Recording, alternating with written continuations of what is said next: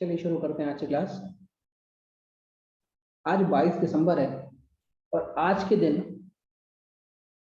जन्म हुआ था दुनिया की वन ऑफ द ग्रेटेस्ट गणितज्ञ श्रीनिवास रामानुजन का। श्रीनिवास रामानुजन, जिनके बारे में कहा जाता है the man who know infinity, जिसे अनंत के बारे में पता है। इनकी जो किताब है इसका नाम है the man who know infinity. तो आज के दिन जन्म हुआ है श्रीनिवास रामानुजन का और उनके बर्थडे के सम्मान में भारत मनाता है हर साल नेशनल मैथमेटिक्स डे, राष्ट्रीय गणित दिवस। क्या कहें इस आदमी के बारे में। सिर्फ 32 साल की उम्र में श्रीनिवास रामानुजन इस दुनिया को इन्होंने छोड़ दिया। बचपन से ही पढ़ने के बहुत शौकीन थे। इनके पिताजी जब पैसे की थोड़ी कमी हो गई तो उन्होंने अपने घर में किराएदार रख लिए और ये जो किराएदार थे ये पास ही में जो कॉलेज था वहाँ पे पढ़ने वाले बच्चे थे।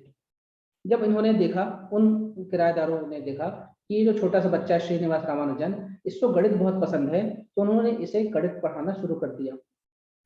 कुछ ही सालों में श्रीनिवास रामानुजन उन लड़कों से ज़्यादा अच्छी गणित करने लग गए और वो उन लड़कों से कहते थे कि तुम अपने कॉलेज से अब मेरे लिए गणित की किताबें लाया करो।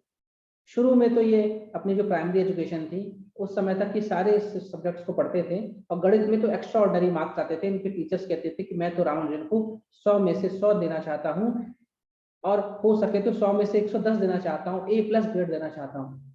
लेकिन जैसे ही ये कॉलेज पहुंचे तब तक इनका गणित पे इतना ज्यादा रुझान हो गया था कि इन्होंने बाकी सब्जेक्ट्स पढ़ना ही छोड़ दिए और मैथ को छोड़ के अदर सब्जेक्ट्स में ये फेल हो गए।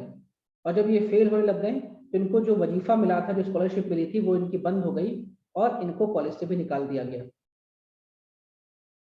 स्कूल कॉलेज सब जानता था कि ये मैथ्स में जीनियस है। इन्होंने बहुत सारी अपनी खुद की थ्योरम बनाई, लेकिन बाकी सब्जेक्ट्स ना पढ़ने की वजह से इनको कॉलेज से निकाल दिया गया। इनकी माँ बहुत परेशान रहने लगी कि मेरे बच्चे को क्या हो गया है, ये पढ़ाई क्यों नहीं करता है। इन्होंने सोचा इसकी शादी करा देते हैं और शादी के बाद इसमें जिम्मेदारी आएगी तो सुधर जाएगा। इनकी शादी 10 साल की लड़की जानकी से हुई और शादी के बाद इनको लगा कि अब मेरे पास कोई कॉलेज की डिग्री नहीं है, मुझे काम करना पड़ेगा। तो ये मद्रास पोर्ट ट्रस्ट में ये काम करने लगे और वहां पे क्लर्क की नौकरी करने लगे। क्लर्क की नौकरी करते हुए, ये तब की बात है जब अंग्रेजी शासन था, तो वहां के जिनके ऑफिसर्स थे उन्होंने देखा कि इस लड़के का जो दिमाग है, जीनियस है लड़का। उन्होंने उसको सपोर्ट किया और उन्होंने कहा तुमने इतना सारा मैथ में काम किया, इतनी सारी थ्योरम तुमने बनाई है, प्रमेय बनाई है, इनको तुम क्यों नहीं लंदन भेजते हो। इन्होंने बहुत सारे पत्र लिखे और लंदन के बड़े बड़े जो उस समय के गणितज्ञ थे उनको पत्र लिख के अपनी थ्योरम्स दी और बताया कि मैं एक क्लर्क की नौकरी कर रहा हूँ, मेरे पास कोई कॉलेज की डिग्री नहीं है, लेकिन मेरे पास मैं मैथ्स में बहुत ज़्यादा रुचि है मेरी और मैं कई सारी थ्योरम्स मैंने खुद की बनाई हुई हैं, आप इनको देखें और अगर लगे तो मुझे जल्द से जल्द बुलाएं वहाँ पे। फिर एक जो उस समय के महान गणितज्ञ थे उनकी इन पर नजर पड़ी, उन्होंने इनको बुलाया और 23 साल की उम्र में ये बंदा बिना किसी डिग्री के, बिना किसी स्नातक डिग्री के पहुंच गया लंदन और 23 से 32 साल की उम्र तक इसने धूम मचा दी वहां पे। इसने वहां पे धूम मचा दी और वहां पे नाम जब हो गया कि भाई एक ऐसा व्यक्ति है इंडिया से जो कि मैथमेटिक्स का बिल्कुल जीनियस आदमी है, खासकर जो एलजेब्रा है उसमें इनका कोई हाथ नहीं पकड़ सकता है। और काफी सारी इन्होंने अपने जीवन काल में लगभग 4000 से अधिक प्रमेय थ्योरम बनाई और काफी इनका नाम हो गया और इनको फेलो ऑफ रॉयल सोसाइटी बनाया गया। लंदन की एक बहुत पुरानी जो वैज्ञानिकों की सोसाइटी से रॉयल सोसाइटी कहा जाता है, वहां पे जो उसका मेंबर होता है उसे FRS की टाइटल मिलता है और ये बहुत ही बड़े बड़े वैज्ञानिकों को दिग्गजों को टाइटल मिला है। आइंस्टाइन को मिला है, न्यूटन को मिला है, मैडम क्यूरी को मिला है और ये फेलो ऑफ रॉयल सोसाइटी बनाए गए। लेकिन ये अपने घर से दूर रह रहे थे और इन्हें अपने घर की याद आती थी, इस चक्कर में बीमार पड़ गए और इनको टीबी हो गया, ट्यूबरक्लोसिस हो गया और जब ये वापस भारत आए तो 32 साल की उम्र में इनका देहांत हो गया, निधन हो गया। अगर ये आदमी अपना एक जो नॉर्मल जीवन है 60-70 साल की उम्र जीता तो पता नहीं क्या धमाका करता, दुनिया में भारत का नाम कितना ऊपर ले जाता और गणित में और कितनी नए आविष्कार, नई थ्योरम, नई प्रमेय करते। रामानुजन नंबर 1729 को रामानुजन नंबर कहा जाता है। ये क्यों कहा जाता है, इसके पीछे कैलकुलेशन है, वो मैं बताऊंगा तो आप समझ नहीं पाएंगे, लेकिन ध्यान रखिएगा 1729 को रामानुजन नंबर कहा जाता है। इन्होंने काफी सारी थ्योरम दी और इसमें सबसे इंपॉर्टेंट इनकी गेम थ्योरी। गेम थ्योरी से एक तरह से हम दिमाग की जो मेंटल स्ट्रेंथ है उसको मजबूत कर सकते हैं और लोगों का जो एक्चुअल आईक्यू लेवल है उसको जानने में आसानी होती है। तो गेम थ्योरी काफी इनकी चर्चित रही है और रामानुजन के नाम पे रामानुजन प्राइज दिया जाता है। और रामानुजन प्राइज 45 साल से कम उम्र के जो वैज्ञानिक हैं, वैज्ञानिक ना कहना सही नहीं होगा, जो गणितज्ञ है, जो मैथमेटिशियन है, उनको दिया जाता है। तो इस बार का जो रामानुजन प्राइज है ये भारत की जो गणितज्ञ हैं, जो इंडियन स्टैटिस्टिकल इंस्टीट्यूट यानी भारतीय सांख्यिकी जो संस्थान है कोलकाता में, वहां पे ये गणितज्ञ के रूप में है। इनका नाम है नीना गुप्ता। नीना गुप्ता को इस साल का रामानुजन पुरस्कार दिया गया है। ये भी एक गणितज्ञ हैं और ये एफीन अलजेब्रा ज्योमेट्री में इनके बेहतरीन काम को देखते हुए इस बार का रामानुजन प्राइज इनको दिया गया है। और ये जो प्राइज है ये भारत सरकार नहीं देती है। ये जो पुरस्कार है रामानुजन के नाम से जो पुरस्कार है ये इटली की संस्था international centre for theoretical physics जो ट्रिटीज इटली में है और साथ में इंटरनेशनल मैथमेटिकल यूनियन, ये दोनों मिलकर इसको देती हैं। और इस बार का ये पुरस्कार नीना गुप्ता को मिला हुआ है और इस तरह के पुरस्कार पाने वाली ये चौथी भारतीय हैं। रामानुजन जो सिर्फ 32 साल की उम्र में दुनिया को छोड़ के चले गए, उन्होंने इतने बेहतरीन काम किए कि आज मैथमेटिक्स की फील्ड में दुनिया का सबसे बड़ा पुरस्कार उनके नाम पे है। और उनके हैप्पी बर्थडे को, उनके जन्म दिवस को हम गणित दिवस के रूप में मनाते हैं। ध्यान रखिए जो रामानुजन प्राइज है ये अंडर 45 जो कैटेगरी के गणितज्ञ उनको दिया जाता है और इस बार का ये पुरस्कार मिला है नीना गुप्ता को। और इस पुरस्कार की शुरुआत 2005 से की गई थी और 2005 में जो सबसे पहला पुरस्कार मिला था ब्राजील के गणितज्ञ को मिला था, उनका नाम था मार्सेलो वियना। ये इंपॉर्टेंट रहेगा क्योंकि काफी सालों बाद किसी भारतीय को रामानुजन पुरस्कार मिला है। ध्यान रखिएगा नीना गुप्ता जो कि इंडियन स्टैटिस्टिकल इंस्टीट्यूट राष्ट्रीय सांख्यिकी संस्थान जो कि कोलकाता में स्थित है, वहां पे गणितज्ञ के रूप में पोस्टेड। अगली बात करते हैं भारत ताइवान रिलेशंस के बारे में बात करते हैं। ये न्यूज में इसलिए है कि हाल ही में भारत सरकार ताइवान के साथ मुक्त व्यापार समझौता यानी फ्री ट्रेड एग्रीमेंट साइन करने की बात कर रही है। ऐसा क्यों कर रही है भारत सरकार और ताइवान क्या है ये हम थोड़ा सा जान लेते हैं। पहले हम ताइवान के बारे में बात करते हैं, उसके बाद बताऊंगा कि भारत को क्या आन पड़े कि ताइवान के साथ एफटीए साइन कर रहा है और यहाँ पे सेमीकंडक्टर का क्या रोल है। देखिए ये जो आपको दिख रहा है ये है मेनलैंड चाइना, ये है मेनलैंड चाइना और ये है ताइवान। 1928 से लेकर 1949 तक, 1949 में तक यहाँ पे एक पार्टी राज कर रही थी, उसका नाम था KMT और जिसको रूल कर रहे थे चेंग काई शेक। और ये जो पार्टी थी ये डेमोक्रेसी में बिलीव करती थी, लोकतंत्र में बिलीव करती थी और ये रूल कर रहे थे। लेकिन जैसे ही सेकेंड वर्ल्ड वॉर खत्म हुआ 1945 में, तो एक व्यक्ति उभर के आया, उसका नाम था माओ सेतुंग। इसने विचारधारा ये दी कि इस देश के चाइना के जो भी किसान है वो हथियार उठा ले, वो अपने हक के लिए लड़े और हमें यहाँ पे समाजवाद लाना है, इसको माओवाद कहा गया। तो माओ ने ये नारा दिया कि हमें चाइना से चेंग काई शेक की सरकार को हटाना है, KMT पार्टी की सरकार को हटाना है, क्योंकि ये रिपब्लिक की बात करती है, डेमोक्रेसी की बात करती है, पूंजीवाद की बात करती है और हमें अपने देश में समाजवाद लाना है, कम्युनिज्म लाना है। और 1945 से लेकर 1949 तक चेंग काई शेक और इनके बीच में गृह युद्ध चला, पूरे चाइना में लड़ाइयाँ हुई। अल्टीमेटली 1949 में माओ सेतुंग ने और इसकी जो पीपल्स रिपब्लिक आर्मी थी उसने चेंग काई शेक को इस देश से भगा दिया और ये सब लोग पहुंच गए ताइवान। लगभग 50 लाख लोगों को लेकर चेंग काई शेक ताइवान में शरण लेता है। ताइवान का पुराना नाम था फॉर्मोसा। और 1949 से हम ये देखते हैं कि जो मेनलैंड चाइना है वहां पे जो पार्टी है उसका नाम है जो वहाँ जो मेनलैंड चाइना है उसका नाम है पीपल रिपब्लिक ऑफ चाइना यानी PRC। और ये जो ताइवान है, क्योंकि ये रिपब्लिक की बात करता था, ये चेंग काई शेक अपने समर्थकों को लेकर यहाँ पे आ गए थे। इन लोगों ने लोकतंत्र की बात की थी, चाइना में काफी लंबे समय तक इनका शासन था, तो ताइवान को कहा जाने लगा रिपब्लिक ऑफ चाइना यानी ROC। लेकिन जो मेनलैंड चाइना है जिसको हम चाइना आज समझते हैं, उसने 1949 से ये अपनी पॉलिसी रखी कि दुनिया के हर देश वन चाइना पॉलिसी को फॉलो करे। यानी जब भी उनसे पूछा जाए कि चाइना कहाँ है, तो वो इसी चाइना को देखें और किसी और चाइना को ना देखें, ताइवान को चाइना ना समझें।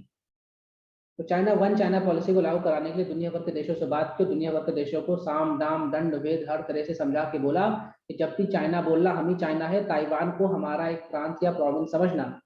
लेकिन ताइवान 1949 से अपने आप को कह रहा है कि हम तो रिपब्लिक ऑफ चाइना, और हम लोग आज नहीं तो कल फिर से जाएंगे मेनलैंड चाइना में, और यहाँ से माओ से तुंग यानी अब जो पीआरसी है जिसके मुखिया शी जिनपिंग है, इनकी सरकार को उखाड़ फेंकेंगे। लेकिन धीमे धीमे जो मेनलैंड चाइना ये काफी मजबूत होने लगा, और इस ताइवान को समझ में आ गया कि भाई वो जो हमारा सपना था कि हम कभी वापस जाएंगे और यहाँ पे फिर से रिपब्लिक लाएंगे, डेमोक्रेसी लाएंगे, लोकतंत्र लाएंगे, ये सपना अब शायद पूरा नहीं हो पाए, तो क्यों ना हम इसी में संतुष्ट रहें और इसी को तरक्की करें।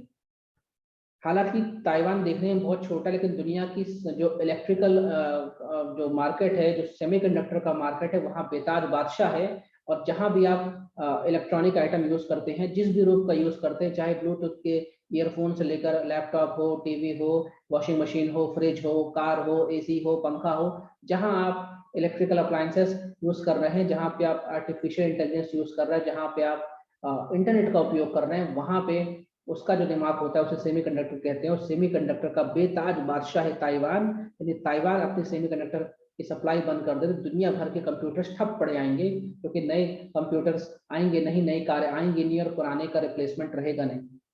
तो ताइवान ने अपने आप को समय के साथ इतना मजबूत बना लिया कि दुनिया में एक तरह से रूल कर रहा है अपनी सेमीकंडक्टर इंडस्ट्री की वजह से, अपने इलेक्ट्रिकल अप्लायंसेस की वजह से ये रूल कर रहा है दुनिया में।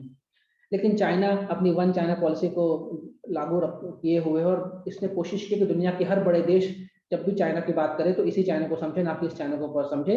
और चाइना इस कोशिश में कोविड के बाद, जैसे हमने देखा कि चाइना के खिलाफ इतना गुस्सा लोगों में है और सब चाइना को दोषी मान रहे हैं कोविड की वजह से, तो चाइना के अंदर भी लोगों में बहुत गुस्सा है। तो चाइना लोगों का गुस्सा एक तरह से डाइवर्ट करने के लिए उसने पिछले 2 सालों से ताइवान की तरफ अपनी आर्मी ज्यादा लगा दी है, और ताइवान को धमकी दे रहा है कि हम आज नहीं तो कल आप पे अटैक कर देंगे। और ताइवान के साथ दिक्कत अब ये है कि पहले तो ये सोच रहा था कि आज नहीं कल मैं मेनलैंड चाइना में जाके उसको वापस लूंगा। अब तो इसको ये डर है कहीं मेरी जो स्वतंत्रता है, मेरे जो इंडिपेंडेंस है, वो छिन ना जाए। हालांकि दुनिया के लगभग छोटे मोटे 15 देश हैं जो ताइवान को एक अलग कंट्री के रूप में मानते हैं। इंडिया की बात करें, पाकिस्तान और बाकी यूएसए लोगों की, बड़े बड़े देशों की बात करें, तो हम सब आज भी वन चाइना पॉलिसी मानते हैं। हम ताइवान को एक इंडिपेंडेंट कंट्री नहीं मानते, लेकिन दुनिया के बड़े बड़े देश ताइवान की सुरक्षा और स्वायत्तता को लेकर बात करते रहते हैं, दबे मुंह बात करते रहते हैं। और भारत अभी ताइवान के साथ एफटीए साइन करने वाला है, यानी मुक्त व्यापार समझौता साइन करने वाला है, क्योंकि भारत को सेमीकंडक्टर चाहिए। और भारत, अब आप भारत खुद देख लीजिए, आप अपने आप को थोड़ा सोचिए कि आपके पास एक मोबाइल है, आपके पास ईयरफोन है, आपके पास एक लैपटॉप है, आप जैसे मैं आपको जूम से पढ़ा रहा हूँ, मेरे पास एक पेन टैब है, पेन है, इन सब में लगी है आईसी, इंटीग्रेटेड चिप, और वो आईसी बनती है सेमीकंडक्टर से। और भारत अभी $25 बिलियन के सेमीकंडक्टर आयात करता है। या ये समझ लीजिए कि हमारे देश में जो भी सेमीकंडक्टर लग रहे हैं वो सब हम आयात करते हैं। और 2025 तक ये $25 बिलियन $100 बिलियन बनने वाला है। इसका मतलब हमारे और भी पैसे खर्च होंगे सेमीकंडक्टर में। और ये सेमीकंडक्टर का जो बेताज बादशाह है वो है ताइवान।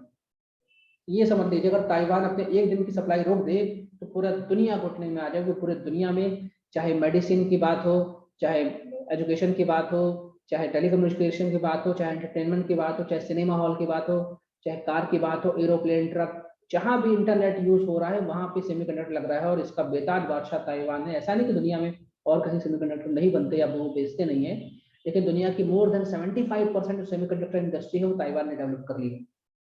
और ये इतना आसान चीज भी नहीं कि हर कोई देश अपने देश में सेमीकंडक्टर बना ले। इसके लिए बहुत हाई एंड की टेक्नोलॉजी लगती है, और जिसपे भारत ताइवान ने पिछले 40 साल में हासिल कर ली है। और हम सेमीकंडक्टर के बहुत बड़े ग्राहक बनने वाले हैं। हर दिवाली होली में हम नया फोन लेते हैं, लैपटॉप लेते हैं, ब्लूटूथ बदलते हैं, ईयरफोन बदलते हैं, और हम ये सब जो सेमीकंडक्टर है ये हम आयात करते हैं। और ये यकीन मानिए, अगर मैं कार का एग्जाम्पल लेता हूँ, मान लीजिए 10 लाख की आप कार लेकर आए हैं, 10 लाख की कार लेकर आए हैं, तो उसमें से 2.5 लाख का जो सामान लगा है वो तो सेमीकंडक्टर ही है। यानी 25%, लगभग 25% जो कीमत है वो सेमीकंडक्टर आईसी जो उसका इंजन है उसकी कीमत है, और उसमें सबसे बड़ा रोल है सेमीकंडक्टर का। ये कह सकते हैं कि ये सेमीकंडक्टर आपके कंप्यूटर अप्लायंसेस का दिल और दिमाग दोनों है, और किसी भी शरीर से दिल दिमाग निकाल लो तो वो जिंदा नहीं रहेगा। वैसे ही किसी भी कंप्यूटर अप्लायंसेस में, चाहे वो कितना छोटा हो या कितना बड़ा हो, अगर वहां पे सेमीकंडक्टर नहीं होगा तो वो काम नहीं करेगा। तो हम ताइवान से एफटीए साइन करने वाले हैं। और अब हम देख लेते हैं हमारे ताइवान के रिश्ते कैसे हैं, क्योंकि अभी तक तो आपको समझ में आ गया होगा कि भारत जो है वन चाइना पॉलिसी को फॉलो करता है। इसका मतलब हम खुले मुंह से कभी नहीं कहते कि ताइवान एक देश है, और हम ताइवान की स्वतंत्रता को एंडोर्स भी नहीं करते। लेकिन ताइवान हमें बहुत ज्यादा जरूरत भी है। और हम अब हमारी जो, जैसे 10 अक्टूबर को मनाया जाता है ताइवान डे के रूप में, तो पिछले 2-3 सालों से हम ये देख रहे हैं कि हमारी भारत सरकार और इसके जो बाकी पार्टनर्स हैं वो भारत में भी ताइवान डे के रूप में सेलिब्रेट करते हैं।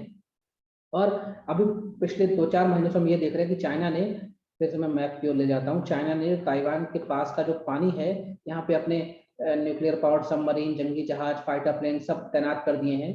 ये जो पानी है इसे फॉर्मोसा स्ट्रेट कहते हैं, फॉर्मोसा स्ट्रेट यानी फॉर्मोसा जल जम्मू मध्य।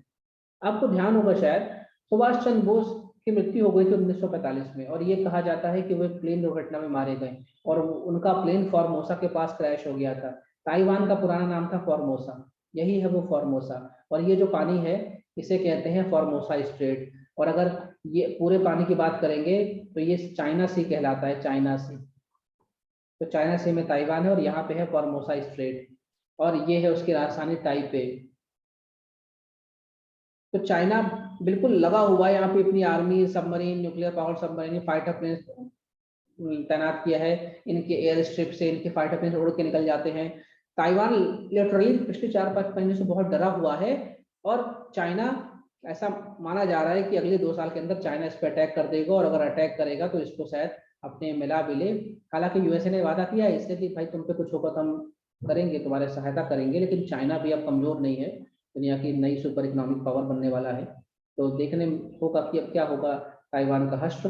लेकिन हम ताइवान के साथ एफटीए यानी मुक्त व्यापार समझौता इसलिए साइन कर रहे हैं कि हमें चाहिए सेमीकंडक्टर।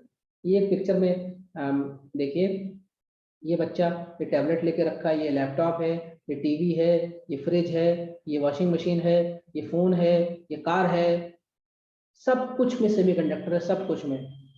मतलब जाने अनजाने जो चीज आप उपयोग कर रहे हो उसमें सेमीकंडक्टर है, और वो सेमीकंडक्टर भारत में नहीं होता है, और हम इसको पूरी तरह आयात करते हैं, और धीमे धीमे इसकी कीमत भी बढ़ रही है और हमारी डिपेंडेंसी बढ़ रही है।